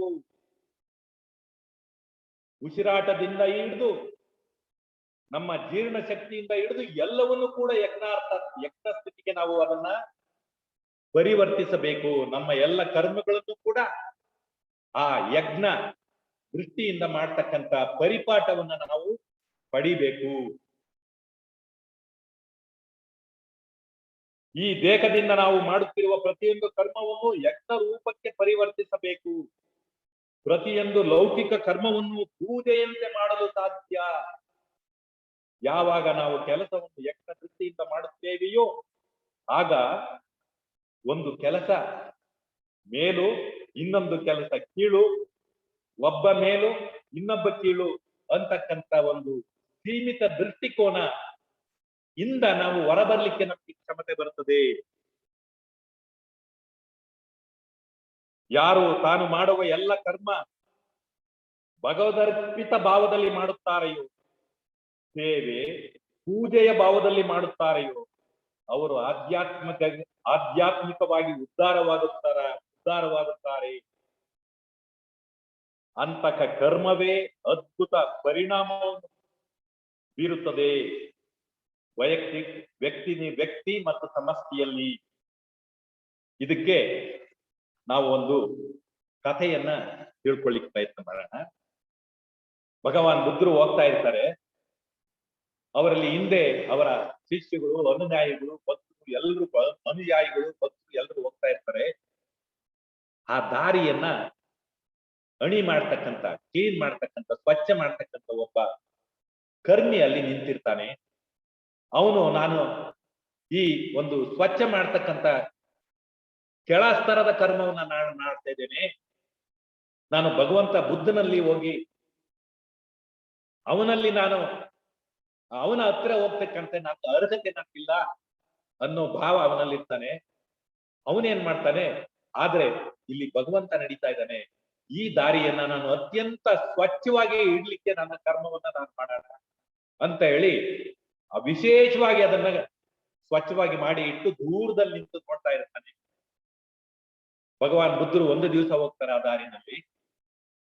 ಎರಡನೇ ದಿವಸ ಹೋಗ್ಬೇಕಾದ್ರೆ ಭಗವಾನ್ ಬುದ್ಧರಿಗೆ ಆ ಸ್ವಚ್ಛತೆಯನ್ನ ನೋಡಿ ಇಷ್ಟೊಂದು ಯಜ್ಞಾರ್ಥ ಭಾವದಿಂದ ಮಾಡ್ತಕ್ಕಂಥ ವ್ಯಕ್ತಿ ಯಾರು ಅಂತ ತಿಳ್ಕೊಂಡು ಅವನನ್ನು ಹುಡುಕೊಂಡು ಅವನ ಮನೆಗೆ ಹೋಗಿ ಅವನಲ್ಲಿ ಕ್ಷಮೆ ಕೇಳ್ತಾರೆ. ನಾನು ಮೊದಲನೇ ದಿವಸಕ್ಕಿಂತ ಈ ಮನಸ್ಸಿನ ಭಾವನೆಯನ್ನ ನಾನು ತಿಳ್ಕೊಳ್ಳಿಕ್ಕಾಗ್ಲಿಲ್ಲ, ನನ್ನ ಕ್ಷಮಿಸು ಅಂತ ಹೇಳಿ ಅವನಿಗೆ ಆಶೀರ್ವಾದ ಮಾಡಿ ಬರ್ತಾರೆ. ಅಂದ್ರೆ ಯಜ್ಞಾರ್ಥ ಭಾವದಿಂದ ಮಾಡಿದಂತ ಒಂದು ಕರ್ಮ ನಮ್ಮನ್ನ ಭಗವಂತನ ಪಾದ ಸ್ಪರ್ಶಕ್ಕೆ ಅರ್ಹನನ್ನಾಗಿ ಮಾಡ್ತದೆ ಅಂತಕ್ಕಂಥ ಒಂದು ಕತೆ. ತದರ್ಥಂ ಕರ್ಮ ಕೌಂತೆಯ ಮುಕ್ತ ಸಂಘ ಸಮಾಚಾರ. ಆದ್ರಿಂದ ಎಲೆ ಕೌಂತೆಯ, ಎಲೆ ಅರ್ಜುನ, ನೀನು ಸಂಘರಹಿತನಾಗಿ ಕರ್ಮವನ್ನು ಮಾಡು. ಆದ್ದರಿಂದ ಕರ್ಮವನ್ನು ಬಿಡಬೇಡ, ಕರ್ಮ ಫಲಾಸಕ್ತಿಯನ್ನು ಬಿಡು, ಕೆಲಸವನ್ನು ಸರಿಯಾಗಿ ಮಾಡು. ಕರ್ಮವನ್ನು ಮಾಡುವಾಗ ಕರ್ಮವೇ ನನ್ನನ್ನು ಮೋಕ್ಷಕ್ಕೆ ಒಯ್ಯುತ್ತದೆ ಎಂಬ ದೃಷ್ಟಿಯಿಂದ ಮಾಡು. ಗುರಿ ದಾರಿ ಎರಡಕ್ಕೂ ಸಮನಾಗಿ ತನ್ನ ನಿಗವನ್ನು ಕೊಡುವನು ಈ ಯಜ್ಞ ದೃಷ್ಟಿಯಿಂದ ಮಾಡ್ತಕ್ಕಂಥ ಕರ್ಮಿ. ಬರೀ ಗುರಿ ಚೆನ್ನಾಗಿದ್ರೆ ಸಾಲದು. ಒಂದು ಒಳ್ಳೆಯ ಗುರಿಯನ್ನ ಒಳ್ಳೆಯ ದಾರಿಯಿಂದಲೇ ನಾವು ತಲುಪಬೇಕು. ಒಳ್ಳೆಯ ಗುರಿಯನ್ನ ಕೆಟ್ಟ ದಾರಿಯಲ್ಲಿ ನಾವು ಹೋಗ್ಲಿಕ್ಕೆ ಸಾಧ್ಯ ಆಗಲ್ಲ. ಆದ್ರಿಂದ ಮತ್ತು ಗುರಿ ಮತ್ತು ದಾರಿ ಎರಡು ಕೂಡ ಒಳ್ಳೆ ಉದಾತ್ತವಾಗಿರ್ಬೇಕು. ನಾವು ದೇವರಿಗಾಗಿ, ಸಮಾಜಕ್ಕಾಗಿ, ಪಶು ಪಕ್ಷಿಗಳಿಗಾಗಿ, ಪ್ರಕೃತಿಗಾಗಿ, ಎಲ್ಲ ಮಾನವರಿಗಾಗಿ, ಎಲ್ಲರಿಗಾಗಿ, ಎಲ್ಲಕ್ಕಾಗಿ ಎಂಬ ದೃಷ್ಟಿಯಿಂದ ನಮ್ಮ ಕರ್ಮವನ್ನ ಮಾಡುವ ಕ್ಷಮತೆ ನಮ್ಗೆ ಯಜ್ಞಾರ್ಥ ಭಾವದಿಂದ ಮಾಡಿದಾಗ ನಮಗೆ ಬರ್ತದೆ. ಆದ್ರಿಂದ ಇಂತಕ ಅವಕಾಶವನ್ನು ಕೊಟ್ಟ ದೈವಕ್ಕೆ, ಸಮಾಜಕ್ಕೆ, ವ್ಯಕ್ತಿಗಳಿಗೆ, ಪ್ರಕೃತಿಗೆ ಧನ್ಯವಾದವನ್ನು ಅರ್ಪಿಸುತ್ತಾನೆ ಅಂತವನು. ನನಗೆ ಒಂದು ಅವಕಾಶವನ್ನು ಕೊಟ್ಟ, ನಾನು ಒಂದು ಆಪರೇಷನ್ ಮಾಡ್ಬೋದು, ನಾನು ಒಂದು ದಾನವನ್ನು ಒಬ್ಬನಿಗೆ ಕೊಡ್ಬೋದು, ಆದ್ರೆ ಅದಕ್ಕೆ ಅವಕಾಶವನ್ನು ಕೊಟ್ಟದ್ರಿಂದ ನಾನು ಅವ್ರಿಗೆ ನನ್ನ ಒಂದು ವ್ಯಕ್ತಿತ್ವ ವಿಕಾಸಕ್ಕೆ ಅವನು ನನಗೆ ಒಂದು ಅವಕಾಶವನ್ನು ಕೊಟ್ಟ ಅಂತಕ್ಕಂಥ ಭಾವದಲ್ಲಿ ನಾವು ಮಾಡ್ಬೇಕು. ಏಕೆಂದ್ರೆ ಅವನು ಯಜ್ಞ ದೃಷ್ಟಿಯಿಂದ ಮಾಡುವ ಎಲ್ಲ ಕರ್ಮಗಳನ್ನು ಸಮಾಜಕ್ಕೆ, ಪ್ರಕೃತಿಗೆ, ಇಡೀ ಪ್ರಪಂಚಕ್ಕೆ ಸಲ್ಲಿಸಬೇಕಾದ ಋಣ ಎಂಬ ಭಾವದಲ್ಲಿ ಅವನು ಮಾಡ್ತಾನೆ ಅಂತಕ್ಕಂಥ ವಿಚಾರವನ್ನ ನಾವು 9ನೇ ಶ್ಲೋಕದಲ್ಲಿ ತಿಳ್ಕೊಂಡು ಯಜ್ಞಾರ್ಥ ಅಂತಕ್ಕಂಥ ಒಂದು ತತ್ವಾದೇಶವನ್ನ ನಾವು ತಿಳ್ಕೊಂಡು ಅದನ್ನ ನಮ್ಮ ವ್ಯಕ್ತಿ ಜೀವನಕ್ಕೆ ಅಳವಡಿಸಿಕೊಂಡು ಆ ಸ್ತರದಲ್ಲಿ ನಾವು ನಮ್ಮ ಕರ್ಮಗಳನ್ನ ಮಾಡಿಸ್ಲಿಕ್ಕೆ ನಾವು ಪ್ರಯತ್ನ ಪಟ್ರೆ ನಮಗೆ ನಿಧಾನಗತಿಯಲ್ಲಿ ನಮ್ಮ ಕರ್ಮ ವಾಸನೆಗಳನ್ನ ಕ್ಷಯಿಸಿ ಆ ಉದಾತ್ತ ಸ್ಥಿತಿಯ ಕಡೆಗೆ ನಮ್ಗೆ ಹೋಗ್ಲಿಕ್ಕೆ ನಮ್ಗೆ ದಾರಿ ಸಿಕ್ಕುತ್ತದೆ ಅಂತಕ್ಕಂಥ ಭರವಸೆಯನ್ನ ಈ ತತ್ವದ ಮುಖಾಂತರ ನಮ್ಗೆ ಕೊಡ್ತಾ ಇದ್ದಾನೆ ಕೃಷ್ಣ. ಇಲ್ಲಿ 10ನೇ ಶ್ಲೋಕ, ಸಹಯಜ್ಞ ಪ್ರಜಾ ಸೃಷ್ಟ್ವ ಪುರೋವಾಚ ಪ್ರಜಾಪತಿ ಆನೇನ ಪ್ರಸವಿಷ್ಯದ್ವ ಮೇಷವೋ ತಕ್ಕ ಕಾಮದಕು. ಇಲ್ಲಿ ಇನ್ನೊಂದು ವಿಚಾರವನ್ನ ತರ್ತಾನೆ. ಇಲ್ಲಿ ಈ ಯಜ್ಞಾರ್ಥ ಭಾವ ಇದು ನಿನ್ನೆ ಇವತ್ತಿನದಲ್ಲ, ಇದು ಕೃಷ್ಣನ ಕಾಲದಿಂದ ಬಂದಿದ್ದಲ್ಲ, ಇದು ಕೃಷ್ಣ ನಮ್ಗೆ ಇನ್ನೊಂದು ಸಾರಿ ಹೇಳಿದ್ದಂತ ವಿಚಾರ. ಈ ಯಜ್ಞಾರ್ಥ ಭಾವ, ಕರ್ಮವನ್ನ ಯಜ್ಞಾರ್ಥ ದೃಷ್ಟಿಯಿಂದ ಮಾಡತಕ್ಕಂತ ಈ ಪರಿಪಾಠ ಇದು ಅನಾದಿ ಕಾಲದಿಂದಲೇ ಇದೆ. ಪುರೋವಾಚ, ಅನಾದಿ ಕಾಲದಿಂದಲೂ ಇದು ನಮ್ಗೆ ಬಂದಿದೆ. ಹಾಗೆ ಬಂದಿದ್ಯಪ್ಪ ಅಂದ್ರೆ ಈ ಪ್ರಜಾಪತಿ, ಆ ಬ್ರಹ್ಮ, ಆ ದೇವತೆ ಭಗವಂತ ಸೃಷ್ಟಿಕರ್ತ, ಆ ಸೃಷ್ಟಿಯನ್ನ ಮಾಡಬೇಕಾದ್ರೆ ಸೃಷ್ಟಿಯ ಜೊತೆಗೆ ಈ ಯಜ್ಞ ದೃಷ್ಟಿಯನ್ನು ಕೂಡ ತಂದ. ಅವೆರಡು ಅವಳಿ ಜವಳಿ, ಸೃಷ್ಟಿ ಮತ್ತು ಈ ಯಜ್ಞಾರ್ಥ ಭಾವ ಎರಡು ಕೂಡ ಒಂದೇ ಸಮಯದಲ್ಲಿ ಎರಡನ್ನು ಕೂಡ ಸೃಷ್ಟಿಕರ್ತ ಭಗವಂತ ಇವೆರಡನ್ನು ತಂದ, ಜೊತೆಯಾಗಿಯೇ ತಂದ. ಯಾಕೆಂದ್ರೆ ಒಂದು ಇನ್ನೊಂದಕ್ಕೆ ಪೂರಕವಾಗಿ ಕೆಲಸ ಮಾಡಿದಾಗ ಇಡೀ ಪ್ರಕೃತಿ, ಇಡೀ ಜೀವರಾಶಿ, ಇಡೀ ವ್ಯವಸ್ಥೆ ಸಮಸ್ಥಿತಿಯಲ್ಲಿ ನಡಿಲಿಕ್ಕೆ ಅವಕಾಶ ಆಗುತ್ತೆ. ಸಮದೃಷ್ಟಿ, ಸಮಭಾವ, ಸಮಬಾಳು, ಇದಕ್ಕೆ ಪ್ರೇರಣೆ ಸಿಗುತ್ತೆ ಅಂತಕ್ಕಂಥ ಒಂದು ಹಿನ್ನೆಲೆಯನ್ನ ಈ ಶ್ಲೋಕದಲ್ಲಿ ಕೃಷ್ಣ ತರ್ತಾನೆ.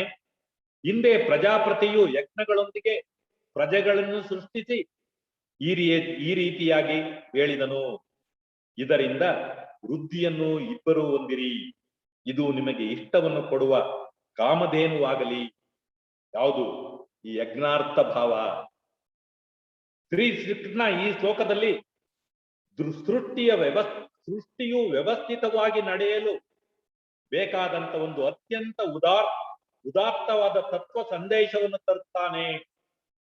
ಬರೀ ಸೃಷ್ಟಿ ಮಾಡಿದರೆ ಸಾಲದು, ಬರೀ ಮಗುವನ್ನ ಹಡೆದರೆ ಸಾಲದು.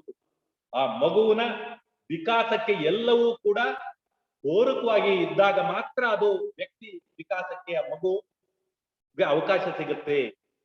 ಅದೇ ಇಲ್ಲಿ ಪ್ರಕೃತಿ ಮತ್ತು ಯಜ್ಞ ತತ್ವ, ಯಜ್ಞಾರ್ಥ ಭಾವ ಎರಡು ಕೂಡ, ಸೃಷ್ಟಿ ಮತ್ತು ಯಜ್ಞಾರ್ಥ ಭಾವ ಎರಡು ಕೂಡ ಒಟ್ಟಿಗೆ ಹೋದಾಗ ಅಲ್ಲಿ ವಿಕಾಸಕ್ಕೆ ಅವಕಾಶ ಆಗುತ್ತೆ. ಅದೇ ಸೃಷ್ಟಿಯ ಜೊತೆಗೆ ಇರುವ ಯಜ್ಞದ ದೃಷ್ಟಿ.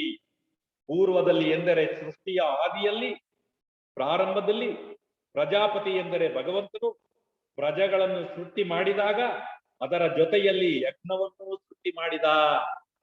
ಈ ಯಜ್ಞಾರ್ಥ ಭಾವವನ್ನು ಕೂಡ ಸೃಷ್ಟಿ ಮಾಡಿದ. ಯಜ್ಞ ಎಂದರೆ ಸಮಷ್ಟಿಯ ಜೀವನಕ್ಕೆ ವ್ಯಕ್ತಿ ಮಾಡುವ ಕ್ರಿಯೆ, ಸಮಾಜಕ್ಕೆ ವ್ಯಕ್ತಿ ಮಾಡ್ತಕ್ಕಂಥ ಒಂದು ಕ್ರಿಯೆ. ವ್ಯಷ್ಟಿ ಅಂದ್ರೆ ವ್ಯಕ್ತಿ, ಸಮಷ್ಟಿ ಅಂದ್ರೆ ಇಡೀ ಸಮಾಜ, ಬ್ರಹ್ಮಾಂಡ. ವ್ಯಕ್ತಿ ಅದಕ್ಕೆ ಮಾಡ್ತಕ್ಕಂಥ ಒಂದು ಕ್ರಿಯೆ, ಅದೇ ಯಜ್ಞಾರ್ಥ. ಇಡೀ ವಿಶ್ವದ ಸಮಷ್ಟಿಯ ಸುವ್ಯವಸ್ಥೆಯೇ ಈ ಯಜ್ಞದ ಪರಿಕಲ್ಪನೆಯ ಮೇಲೆ ನಿಂತಿದೆ. ಈ ಕೊಡು ತಕೊಳ್ಳು, ಕೊಟ್ಟು ತಗೋ ಅಂತಕ್ಕಂಥ ಈ ಒಂದು ಪರಿಪಾಠದಲ್ಲಿ ಇಡೀ ಸೃಷ್ಟಿಯ ವ್ಯವಸ್ಥೆ ನಿಂತಿದೆ. ಬರೀ ತಕೊಳ್ಳೋದ್ರಿಂದ ಅಲ್ಲ, ಮೊದಲು ಕೊಡು ನಂತರ ತೆಗೆದುಕೋ ಅಂತಕ್ಕಂಥ ಈ ಭಾವದಿಂದ ಇಡೀ ಸೃಷ್ಟಿಯ ವ್ಯವಸ್ಥೆ ಸುಸ್ಥಿತಿಯಾಗಿ ನಿಲ್ಲಲು ಮತ್ತು ನಡೆಯಲು ಅವಕಾಶವಾಗಿದೆ. ಈ ಕೊಡು ತೆಗೆದುಕೊಳ್ಳುವ ಕೊಡು ಮತ್ತು ತೆಗೆದುಕೊಳ್ಳುವುದರ ಮೇಲೆ ನಿಂತಿದೆ ಇಡೀ ಸೃಷ್ಟಿ. ಕೊಟ್ಟು ತೆಗೆದುಕೋ, ಮೊದಲು ಕೊಡು ನಂತರ ತೆಗೆದುಕೋ, ಇದು ಒಂದು ಸೃಷ್ಟಿಯ ನಿಯಮ. ಈ ಸೃಷ್ಟಿಯ ಸಮತೋಲನ, ಸುವ್ಯವಸ್ಥೆ ಈ ತತ್ವದ ಆಧಾರದ ಮೇಲೆ ನಿಂತಿದೆ. ಇದರ ಮೇಲೆ ಎಲ್ಲರ ಕಲ್ಯಾಣ ಕಾರ್ಯ ನಿಂತಿದೆ. ವಿಶ್ವದ ಒಂದು ಏಕತೆ ಇದೆ, ವಿವಿಧತೆಯಲ್ಲಿ ಏಕತೆ. ಪ್ರತಿಯೊಂದು ಇತರ ಎಲ್ಲದರೊಂದಿಗೆ ಸಂಬಂಧಪಟ್ಟಿದೆ, ಯಾವುದೂ ಹೊರಗಿಲ್ಲ. ಪ್ರಕೃತಿಯಿಂದ ಹೊರಗೆ ಮನುಷ್ಯ ಇಲ್ಲ, ಮನುಷ್ಯನ ಆಚೆ ಪ್ರಕೃತಿ ಇಲ್ಲ, ಪ್ರಕೃತಿಯು ಮನುಷ್ಯನು ಕೂಡ ಪ್ರಕೃತಿಯ ಒಂದು ಶಿಶುವು. ನದಿ ಸಮುದ್ರ ಮಧ್ಯೆ ನದಿಗಳೆಲ್ಲ ನೀರನ್ನ ಸಮುದ್ರ ಕೊಡ್ತವೆ, ಸಮುದ್ರ ಅದನ್ನ ಆವಿಯಾಗಿ ಪುನಃ ನೀರಿನ ರೂಪದಲ್ಲಿ ನದಿಗೆ ಕೊಡುತ್ತದೆ. ಪಕ್ಷಿಗಳು ಕಾಡಿನಲ್ಲಿ ವಾಸ ಮಾಡ್ತವೆ, ಆದರೂ ಕಾಡಿನ ಬೆಳವಣಿಗೆಗೆ ಪಕ್ಷಿಗಳು ಕೊಡುಗೆಯನ್ನ ಕೊಡ್ತವೆ. ಹೀಗೆ ಎಲ್ಲ ದುಂಬಿ ಆದಿ ಎಲ್ಲ ಸ್ತರದಲ್ಲಿಯೂ ಕೂಡ ಈ ಕೊಡು ಮತ್ತು ತೆಗೆದುಕೋ ಅಂತಕ್ಕಂಥ ಈ ಯಜ್ಞಾರ್ಥ ಭಾವ ಕೆಲಸ ಮಾಡುತ್ತದೆ.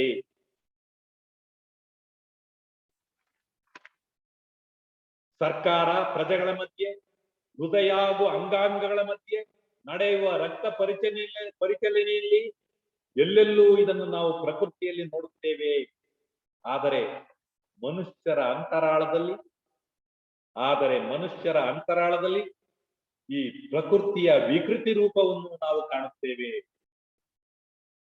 ಯಾಕೆಂದರೂ ಪ್ರಕೃತಿಯಲ್ಲಿ ಅತ್ಯುನ್ನತವಾದ ಸ್ಥಿತಿ ಎವಾಲ್ಡ್ ಬೀಯಿಂಗ್ ಅವನು.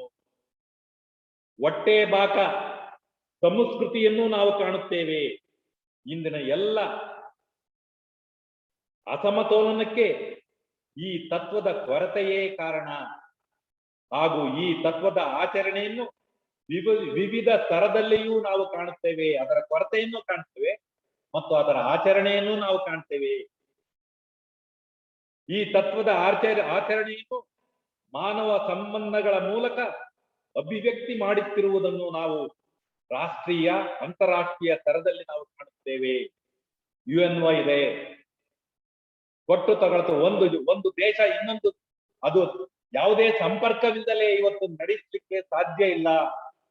ಒಂದು ದೇಶ ಇನ್ನೊಂದು ದೇಶದ ಒಡನಾಟ ಇರಲೇಬೇಕು, ಎರಡಕ್ಕೂ ಅದು ನಡೀಲಿಕ್ಕೆ ಸಹಕಾರಿಯಾಗುತ್ತೆ. ಪ್ರಕೃತಿಯಲ್ಲಿನ ಸಸ್ಯ ಪ್ರಾಣಿ ಸೂಕ್ಷ್ಮ ಜೀವಿಗಳಲ್ಲಿಯೂ ನಾವು ಇದನ್ನು ಕಾಣುತ್ತೇವೆ. ಇವತ್ತು ನಾವು ಹೊಲಕ್ಕೆ ಗೊಬ್ಬರ ಹಾಕ್ತೇವೆ, ಆ ಗೊಬ್ಬರದಲ್ಲಿ ಸೂಕ್ಷ್ಮಾಣುಗಳು ಇರ್ತವೆ. ಅವು ವೃದ್ಧಿಯಾಗಿ ವೃಕ್ಷಕ್ಕೆ ಬೇಕಾದಂತ ಒಂದು ಜೀವ ಸತ್ವವನ್ನ ಅವು ಉತ್ಪತ್ತಿ ಮಾಡಿ ಕೊಡ್ತವೆ.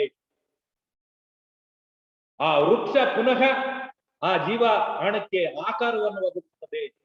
ಹೀಗೆ ಇದು ಒಂದು ಚಕ್ರ, ಎಲ್ಲವೂ ಒಂದರಿಂದ ಮತ್ತೊಂದು ಯಜ್ಞಾರ್ಥ ಭಾವ.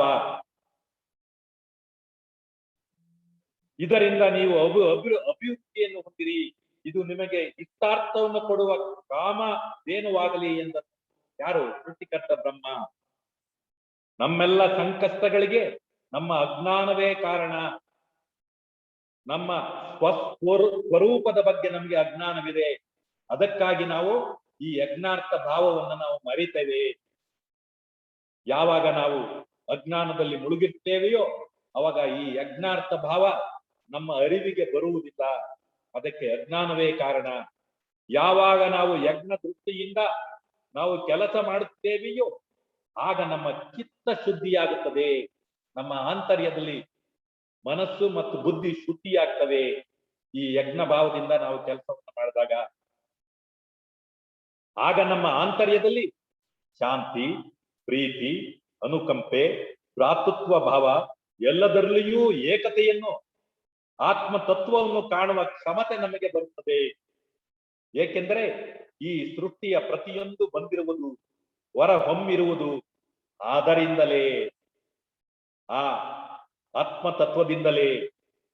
ಪುನಃ ಸೇರುವುದು ಅದರಲ್ಲಿಯೇ, ಆ ಆತ್ಮ ತತ್ವದಲ್ಲಿಯೇ ಎಂಬ ಸತ್ಯದ ಅರಿವು ನಮಗೆ ಬರುತ್ತದೆ. ಈ ಮಿಥ್ಯದ ಅರಿವು ನಮಗೆ ಬರುತ್ತದೆ, ಸತ್ಯದ ಅರಿವು ನಮಗೆ ಬರ್ತದೆ. ಅವಾಗ ಮಿಥ್ಯವನ್ನ ಮೀರಿ ಸತ್ಯದ ಕಡೆಗೆ ಹೋಗುವ ಕ್ಷಮತೆ, ದೃಢತೆ ನಮಗೆ ಬರ್ತದೆ. ಅದೇ ಆ ಯಜ್ಞ ದೃಷ್ಟಿಯೇ ನಮ್ಮ ಇಷ್ಟಾರ್ಥವನ್ನು ಕೊಡುವ ಕಾಮಧೇನು. ಅಂದರೆ ನಮ್ಮನ್ನು ಪೂರ್ಣತ್ವದ ಕಡೆಗೆ ಕೊಂಡೊಯ್ಯುವ ದಾರಿ. ನಮ್ಮ ಆಧ್ಯಾತ್ಮಿಕ ವಿಕಾಸಕ್ಕೆ ನಮ್ಮನ್ನ ಪ್ರೇರಣೆಯನ್ನು ಮಾಡಿ ದಾರಿಯನ್ನ ತೋರಿ ಗುರಿಯನ್ನ ಮುಟ್ಲಿಕ್ಕೆ ನಮ್ಗೆ ಈ ಯಜ್ಞ ಭಾವ ನಮ್ಗೆ ಅನುಕೂಲ ಆಗುತ್ತೆ. ಜೊತೆಗೆ ಯಜ್ಞ ದೃಷ್ಟಿಯ ಸಮಾಜದಲ್ಲಿ ಸಾಮರಸ್ಯವನ್ನು ತಂದು ಬಲಪಡಿಸುವುದು. ಜನರು ಪರಸ್ಪರ ಕೊಟ್ಟುಕೊಳ್ಳುವ ಮನೋಭಾವದಿಂದ ಅಭಿವೃದ್ಧಿಶೀಲರಾಗುವರು. ಇಷ್ಟೆಲ್ಲವೂ ಕೂಡ ಕೃಷ್ಣ ಒಂದು ಹೊಸ ತತ್ವವನ್ನ, ಯಜ್ಞಾರ್ಥ ಭಾವದ ತತ್ವವನ್ನ ತಂದು ಕೊಡ್ತಾನೆ. ಇತ್ತನ್ನ ಹೇಳಿ ನಾವು ಇಂದಿನ ಒಂದು ಸತ್ಸಂಗ ಕಾರ್ಯಕ್ರಮವನ್ನು ಮುಗಿಸೋಣ. ನಮಸ್ಕಾರ. 3 ನಿಮಿಷ ಜಾಸ್ತಿ ತುಂಬಾ ಚೆನ್ನಾಗಿತ್ತು.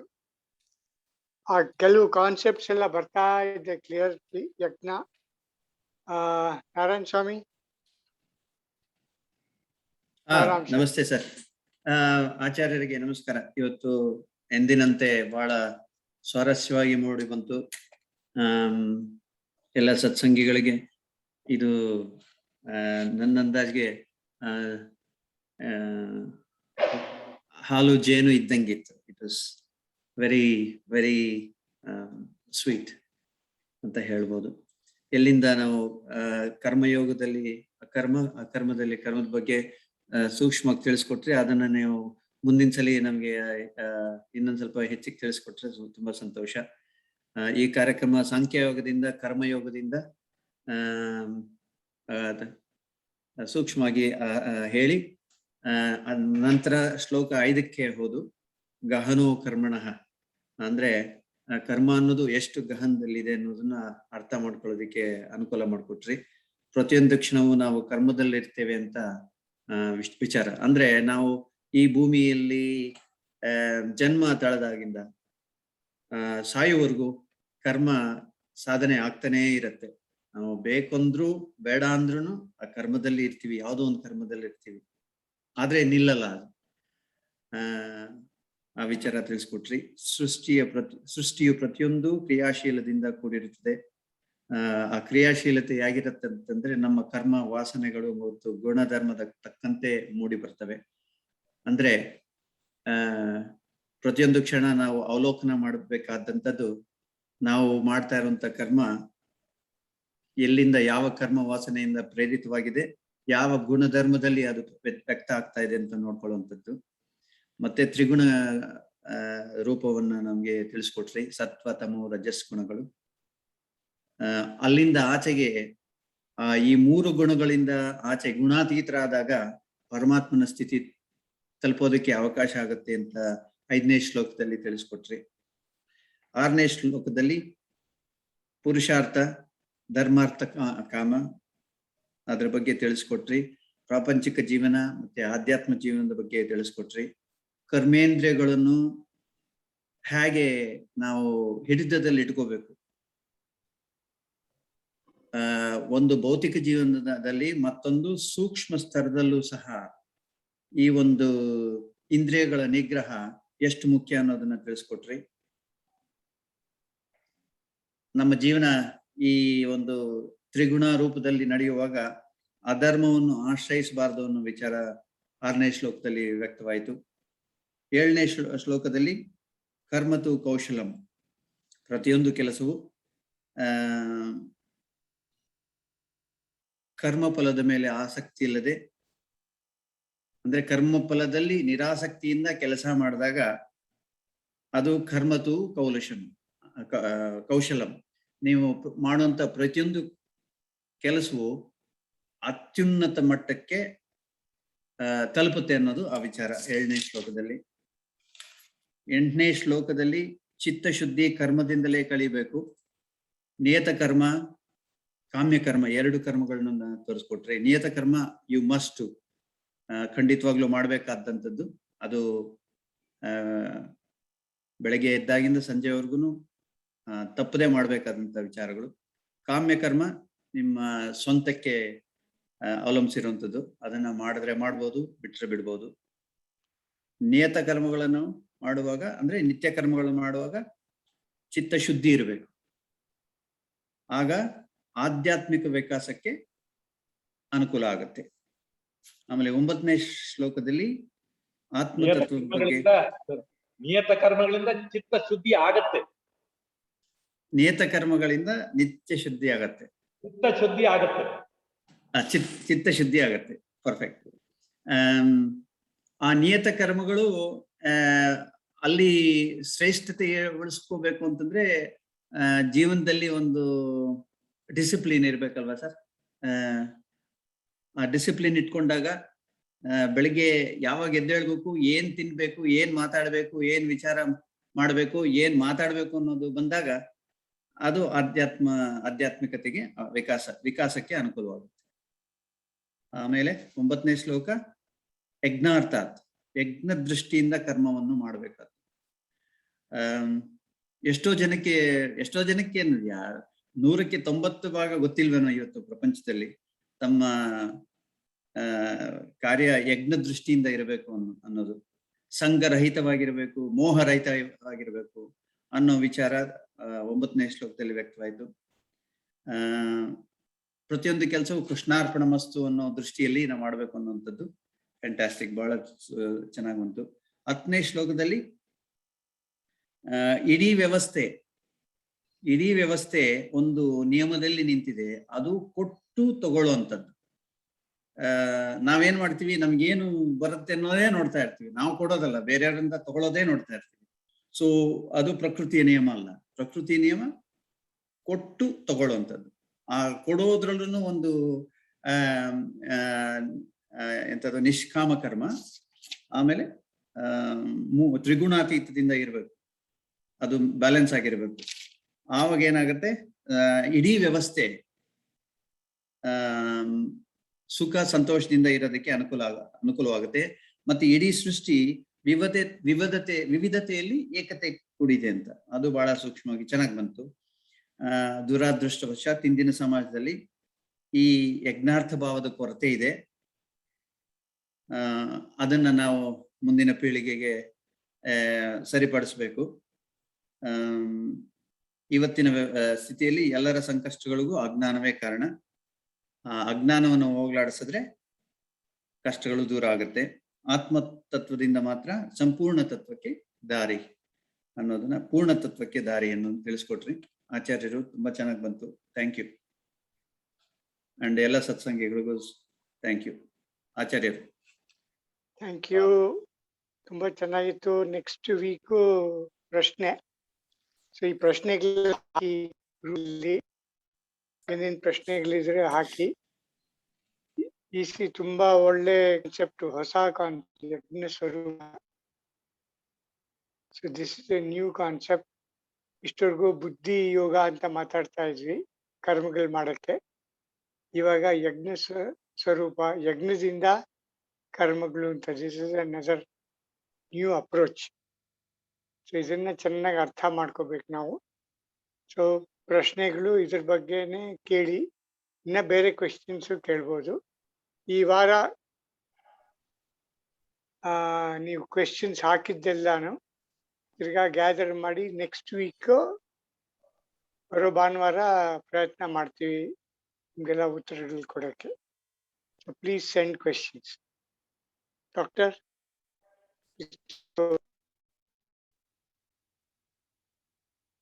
ಪ್ರಾರ್ಥನೆ sir. Yes, prayer.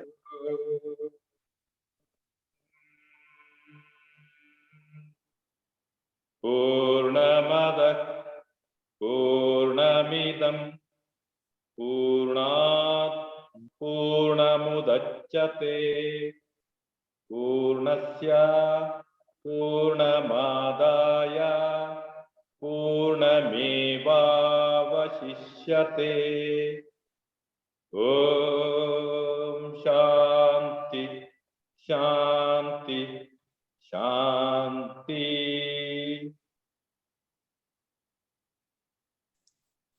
Thank you sir, ಎಲ್ಲರಿಗೂ ಥ್ಯಾಂಕ್ ಯು.